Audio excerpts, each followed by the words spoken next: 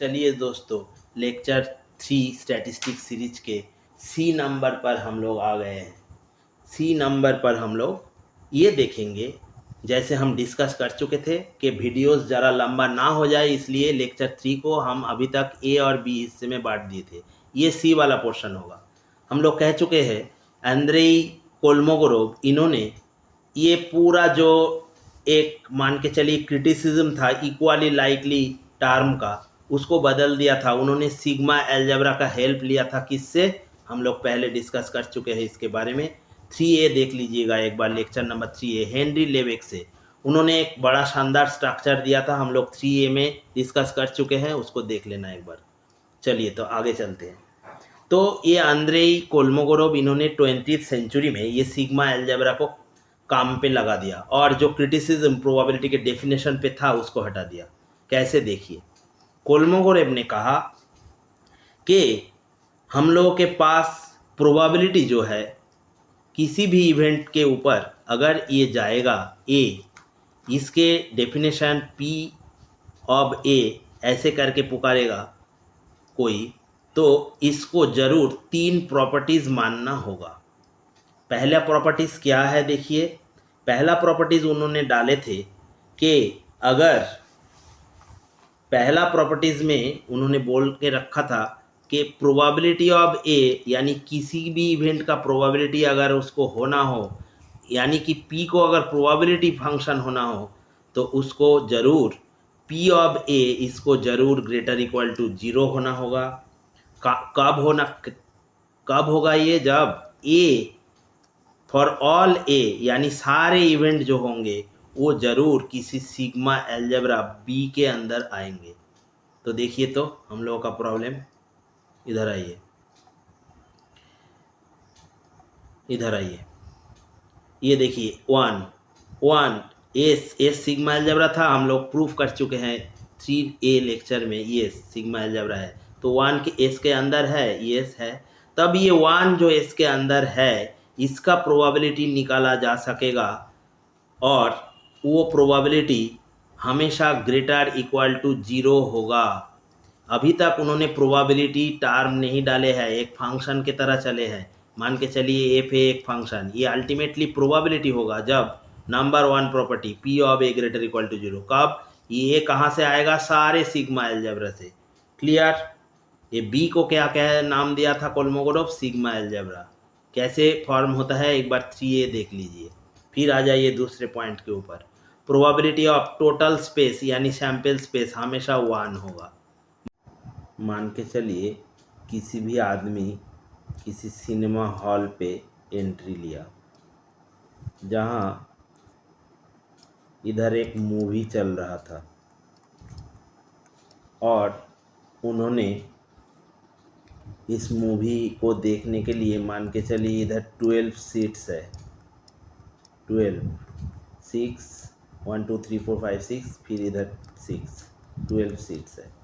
अगर किसी भी आदमी इधर से आया और एंट्री लिया, तब क्या किसी भी कुर्सी पे बैठने पर क्या वो मूवी नहीं देख पाएगा? ज़रूर पाएगा। इसलिए इन 12 में से किसी एक में जाके वो बैठेगा और तब क्या होगा? उसके पास पूरा सैम्पल स्पेस में कितना पॉइंट्स है? 12 पॉइंट्स। तब पी ऑफ एस यानी उसके फेवर में कितना केस गया? 12। नीचे कितना टोटल था? 12, यानी 1 तो आ जाएगा। इस बात को कोल्मोगोरोव यहाँ दोहराए थे। क्लियर? अब आइए तीसरा प्रॉपर्टी पर। तीसरा प्रॉपर्टी बहुत ही इम्पोर्टेंट होने वाला है। देखिए, अगर ये वाला एक रो सिनेमा हॉल में R1, इस वाला एक रो R2 होगा, तो इस आदमी जो बाहर से आ रहा है इधर कहीं से, एक मैन मानिए, ये अंदर आएगा और इसको कहा गया आप R1 में तो या जा सकते हैं या फिर R2 में, किसी भी एक रो पे आपको बैठना होगा। ठीक? तो देखिए, अगर वो R2 में बैठेगा तो उसका R1 पे बैठने का कोई संभावना नहीं है। ठीक, कोई भी चांस नहीं है। और अगर R1 पे बैठेगा तो R2 में जाने का कोई चांस नहीं है। तो इससे बात सीधा सीधा उभर के आता है कि इस एस के अंदर ये जो R1 R2 है, ये अगर ए बी के तरह आएगा और या A1 A2 के तरह आएगा, तो A1 इंटरसेक्शन A2 हमेशा फाई होगा। क्लियर। अब ये अगर फाई हो जाएगा तो ये दोनों इवेंट था ना, सैंपल स्पेस के कोई भी सबसेट इवेंट कहलाता है। तो दोनों इवेंट का इंटरसेक्शन फाई मतलब कि वो म्यूचुअली यानी आपस में एक्सक्लूसिव कहलाएगा। इस टर्म पे ध्यान दीजिएगा, आने वाले दिन में इसका काफ़ी सारे जगह में यूज़ होगा, म्यूचुअली एक्सक्लूसिव। तो अगर म्यूचुअली एक्सक्लूसिव हो गया दोनों इवेंट, तो कोल्मोगोरोव ने कहा ये फंक्शन एफ ये क्या करेगा, उस सारे इवेंट्स को सीधा सीधा एडिशन के तरह देखेगा, यानी A2 plus dot dot dot चलता ही चला जाएगा, कितना दूर मालूम नहीं, इक्वल टू ये सीधा सीधा आ जाएगा P of A1 plus P of A2 plus dot dot dot. ऐसे अगर ऐसे तीनों प्रॉपर्टीज किसी P सेटिस्फाई कर गया तो उसके बाद उसका नाम होगा प्रोबेबिलिटी। उन्होंने बोला था प्रोबेबिलिटी फंक्शन। और लेबेक के और प्रोबेबिलिटी और एक दूसरा टर्म है प्रोबेबिलिटी मेजर। तो हेनरी लेबेक के काम जिसके ऊपर हम लोग 3A लेक्चर में डिस्कस कर चुके हैं, उसके काम को उठाते हुए उन्होंने सिग्मा अलजेब्रा के मदद लिए थे और ये शानदार डेफिनेशन कर डाले थे। देखिए यहाँ पर कहीं पर भी ये जो डेफिनेशन का क्रिटिसिज्म था इक्वली लाइकली ये भी नहीं रहा, और एक घट गया चीज़ क्या है, इधर इनफाइनाइट तक चला। क्लासिकल डेफिनेशन पे माना गया था नीचे जो टोटल सैंपल स्पेस बनेगा ये फाइनाइट होगा, लेकिन कोल्मोगोरोव ने कहा कि ये फाइनाइट हो ये कोई ज़रूरी नहीं, तो उसका सैंपल स्पेस इनफाइनाइट तक चला गया। तो ये तीनों को मिला के यानी एक तो ये B, एक ये P और एक ये S जो कि पूरे सैंपल स्पेस था, इसके बाद से इस स्पेस का नाम दिया गया SBP स्पेस। तो पूरे स्टैटिस्टिक्स में इसका यूज होने वाला है। क्लियर। तो ये था पूरा सैंपल स्पेस, ये था सिग्मा अलजेब्रा, और ये P, ये जो था P और ये था प्रोबेबिलिटी। ठीक। तो इस तीन टर्म अभी आप लोगों को शायद क्लियर हो चुका होगा। क्लियर। और एक बात पे ध्यान देंगे हम लोग, दोनों इवेंट, ये इंपॉर्टेंट पॉइंट है, मार्क कीजिएगा, इंपॉर्टेंट रिजल्ट है। नंबर 1, A इंटरसेक्शन B किसी भी जगह आपको फाई दिखे, उसका मतलब A, B ये दोनों म्यूचुअली एक्सक्लूसिव यानी एक साथ नहीं हो सकता। इस एग्जाम्पल के एक बार देखिए फिर से, अगर किसी आदमी को कहा जाए कि वो R2 में ही बैठेगा तो वो R2 में ही बैठना होगा, R1 में नहीं जा सकेगा, और R1 में बैठा आदमी R2 में नहीं आ सकेगा, मतलब एक दूसरे में कोई एलिमेंट आपको नहीं दिखेगा, सीधा सीधा फाई हो जाएगा, तब A, B म्यूचुअली एक्सक्लूसिव कहलाएगा। और इस केस में अगर इसके ऊपर प्रोबेबिलिटी लगाएंगे हम लोग, वो हमेशा 0 आता है। क्लियर।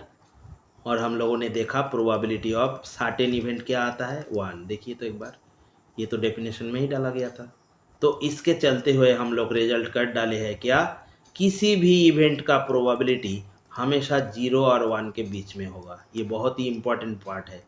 तो किसी भी प्रॉब्लम पे अगर आपके पास प्रोबेबिलिटी ऐसे आ गया 12 नीचे 11, ये कभी हो नहीं सकता क्योंकि ये ग्रेटर देन 1 है और ये तक तो संभव ही नहीं है। तो ये पार्ट इम्पॉर्टेंट है। और एक रिजल्ट पे आइए, रिजल्ट नंबर 2, ये क्या कह रहा है, A, B ये दोनों इवेंट इंडिपेंडेंट कहलाएगा। अगर इंडिपेंडेंट हो गया, एक दूसरे के ऊपर नहीं निर्भर करेगा, तो सीधा सीधा P of A intersection B ये सीधा सीधा 2 हिस्से में बांट जाएगा। ये देखिए 2 हिस्से में इसको बांट दिया गया है, सीधा ये रिजल्ट हो जाएगा। नहीं कहीं पर भी आपको कोई इंडिपेंडेंट इवेंट देखे तो सीधा इस रिजल्ट का यूज कीजिएगा। ठीक। अब बात ये आती है कि ये जो म्यूचुअली एक्सक्लूसिव, इसके साथ इंडिपेंडेंट क्या एक है, इसके बारे में हम लोग लेक्चर 4 में चर्चा करेंगे। अभी 3 के कोई भी पार्ट में ये नहीं आएगा, ये दूसरे दिन आएगा। ठीक। तो इतने दूर तक हम लोग कर लिए हैं। अभी हम लोग ये जो प्रॉब्लम को उठाए थे इसको कर सकेंगे, लेकिन इसके लिए हम लोगों को थोड़ा वेट करना पड़ेगा लेक्चर 3D तक, उसमें आके हम लोग इसका डिस्कस करने वाले हैं। तो इस वीडियो में इतना ही।